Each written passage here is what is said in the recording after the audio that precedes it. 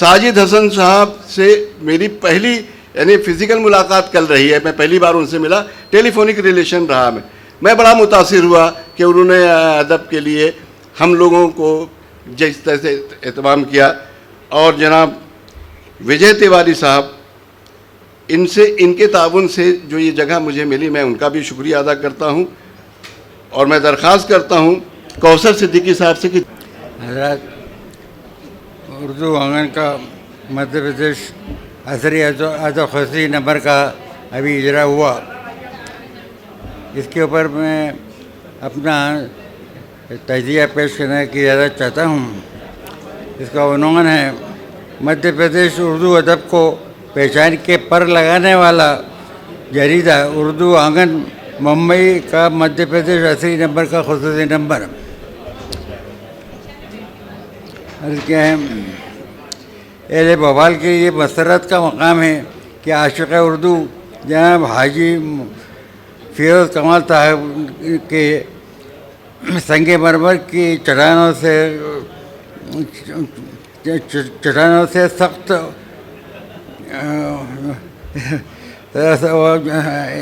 نرمدا جیسی پاک نرمدا ندی اور درگاوتی جیسی عظیم جنگجو شجاع مہارانی کے وطن جبل پور کے بجائے ظفر گورکھپوری کے صاحبزادے جناب امتیاز گورکھپوری کے روزنامہ اردو آنگن کے خصوصی نمبر مدھیہ پردیش کے عصری ادب نمبر کے اجرا کے لیے علامہ اقبال کے میزبان اور معالج جھیل کے شہر دارالاقبال کا انتخاب فرمایا. اس پروگرام کے انعقاد اور احترام کے لیے انہیں اپنے وطن میں ہمہ قسمی سہولیات حاصل ہونے کے باوجود انہوں نے دور دراز غیر میں تمام تکالیف کو باعث راحت سمجھا اور اردو زبان کے فروغ کے لیے آپ نے اپنے عشق اور عشق صادق ہونے کی دلیل پیش کی. اردو کے فروغ کے لیے حضرات بھوپال کے تمام حضرات کی جانب سے اور ادبی تنظیموں کی جانب سے میں ان کا شکریہ ادا کرنا چاہتا ہوں. اور ہم سب لوگ آپ کے اور آپ کے معاونین کے تہہ دل سے شکر گزار ہیں.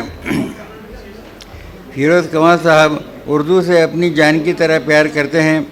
آپ کو یہ شوق اور جذبہ جو دیوانگی کے حد تک ہے اپنے والد بزرگوار سے ملا ہے, جو شاعر نہ ہو کر بھی اردو شاعر کے عاشق تھے اور شعر و ادب کے مطالعے کا شوق دیوانگی کا حد تک رکھتے تھے.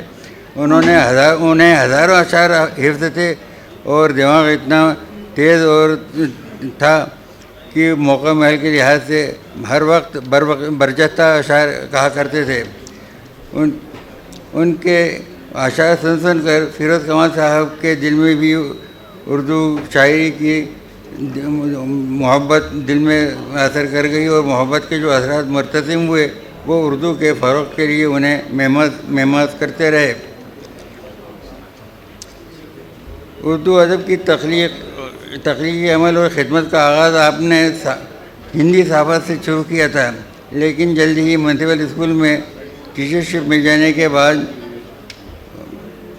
درس و تدریس جاری رکھتے ہوئے آپ نے اعلیٰ تعلیم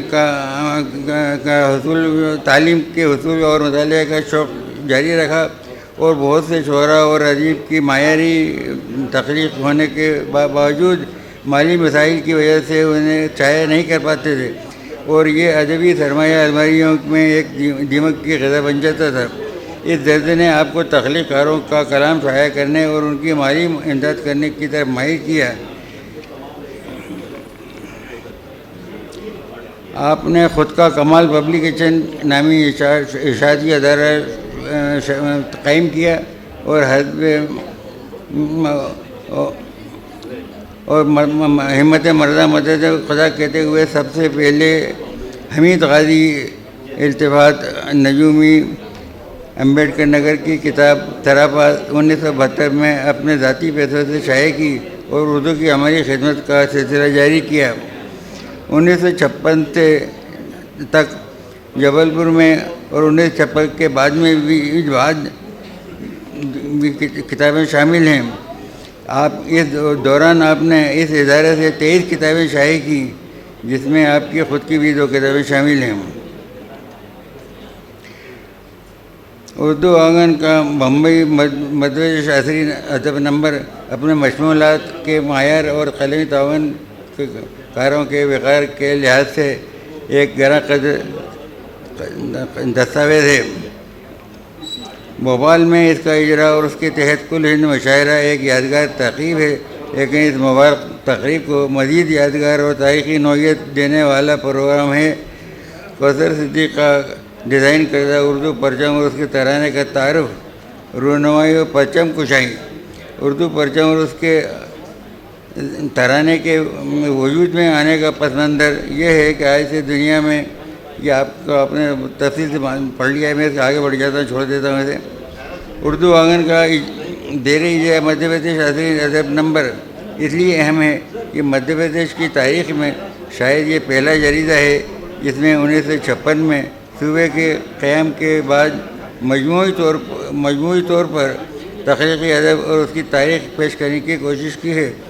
اس صوبے کے باہر کے ناقدین اور مورخین نے یہاں کے قلم کاروں کو جانے انجانے میں ہمیشہ نظر انداز کیا ہے، اور اس ادبی ناانصافی کا ازالہ کرنے کی کوشش زیر نظر جریدے میں کی گئی ہے۔ اس کوشش کو جاری رکھا جائے اور اردو ادب کے عالمی نقشے پر مدھیہ پردیش کو لانے کی کوشش کی جائے۔ اس کے بعد میں اس کو آخر میں آ جاتا ہوں۔ زیر نظر خصوصی نمبر میں مورخین نے اس بات کا لحاظ رکھا ہے کہ صوبے کے ہر علاقے کے شعراء اور ادیبوں کو نمائندگی مل سکے۔ مسرت کا مقام ہے کہ اردو کے فروغ کے لیے سازگار ماحول نہ ہونے کے باوجود صوبے کے تمام اضلاع میں اور ادب تخلیق ہو رہا ہے۔ بھوپال، گوالیر، جبل پور، برہان پور، کھنڈوا، تمام شہروں میں اردو کے قابل ذکر شعراء اور ادبا موجود ہیں اور تخلیقی کام انجام دے رہے ہیں۔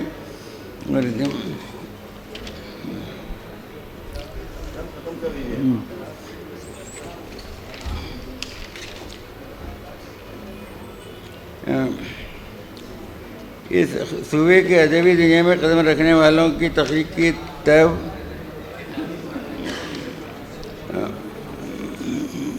ملتوت کرنے کے لیے یہ خصوصی شمارہ وہ اس شمع کا کام کر رہا ہے جو پروانوں کو اپنی طرف راغب کرنے کے لیے سراپا صورت بن جاتی ہے۔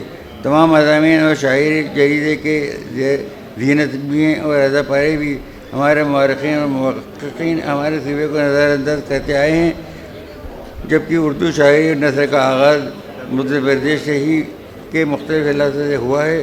1722 میں جس وقت دہلی کے ایوان ادب میں فارسی کے شمعدان کو بجھا کر اردو کا شمعدان روشن ہو رہا تھا، اس وقت یعنی 1722 میں اس صوبے کے مختلف علاقوں میں اردو 300 سالہ سفر کر کے سینے بلوغ کی سرحدیں چھو رہی تھی۔ اس لحاظ سے زیر نظر شمارے میں ناچیز کا مضمون کلیدی حیثیت رکھتا ہے۔ شکریہ۔